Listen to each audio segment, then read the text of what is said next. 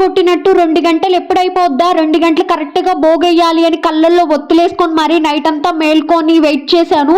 అనుకున్నట్టు 2 అయిపోగానే కరెక్ట్గా 2 గంటలకు నేను మా డాడీ అయితే భోగేసాము. మళ్ళీ లేట్ అయిపోతే మా ముందింటోళ్ళు ఎదురింటోళ్ళు వేసేస్తే మళ్ళీ మేము లాస్ట్ అయిపోతాం కదా అని కరెక్ట్గా 2 గంటలకు మేము వేసాము.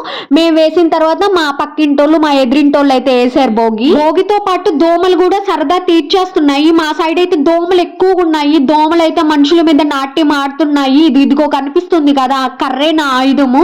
ఆ ఆయుధం పట్టుకొని అటు ఇటు భోగితో కొద్దిసేపు డాన్స్లు అయితే వేసాను. తర్వాత ఇంకొద్దిసేపు అట్ట తిరిగేసి దండం పెట్టుకొని వెళ్ళైతే పడుకున్నాను. నైట్ మా అమ్మతో పెద్ద ముగ్గేస్తానని శపథం చేశాను. కానీ ఆ దోమల్ని చూసి భయపడిపోయి వెళ్ళైతే పడుకున్నాను. ఇంకా మా అమ్మే ముగ్గేసుకుంది, నేనైతే ముగ్గేయలేదు.